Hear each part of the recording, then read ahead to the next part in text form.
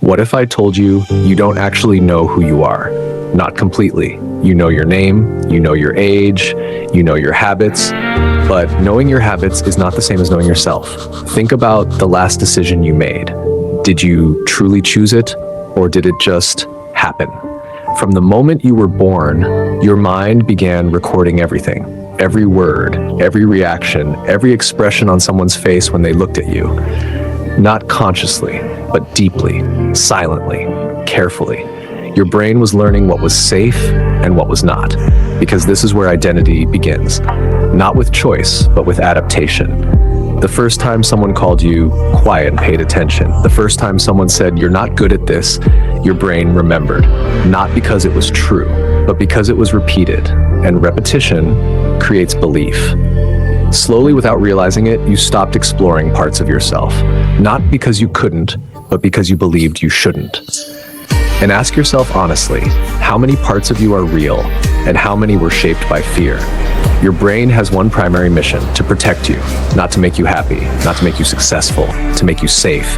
And safety often means familiar, even if familiar is limiting, even if familiar is not who you truly are. Your mind would rather keep a comfortable illusion than face an uncomfortable unknown, because this next truth may change how you see yourself forever. Most of what you call personality is simply patterns repeated long enough to feel permanent. Patterns of thinking, patterns of reacting, patterns of believing, but patterns can be broken. Not instantly, not easily, but consciously, because the moment you become aware of a pattern, you are no longer controlled by it, you are observing it. And observation creates distance. Distance creates choice. Feel that, choice. You are not your automatic thoughts. You are not your first reaction. You are not the voice that says, this is just who I am. That voice was built over time, layer by layer, experience by experience, but you are the one listening. And the listener is separate from the voice. Breathe and understand what that means. If you can observe it, you can change it. For years, your mind has been running programs created by past experiences, programs designed to protect you, programs designed to keep you predictable, because predictability feels like control. But predictability can also become a prison with invisible walls, walls made of belief, walls made of fear, walls made of old versions of yourself, because this is the moment most people never reach, the moment of realization, the realization that you are not fixed, you are not finished, you are not defined by your past, you are defined by your awareness, and awareness gives you power, not power over the world, but power over yourself, and that is where true freedom begins. Let that sink in.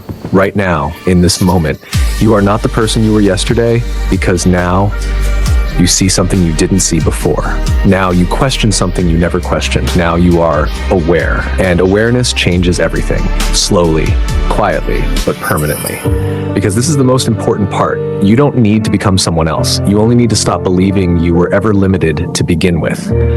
There is a version of you that was never defined by fear, a version of you that was never controlled by old labels, a version of you that was always there, waiting, not to be created, but to be recognized and feel the difference.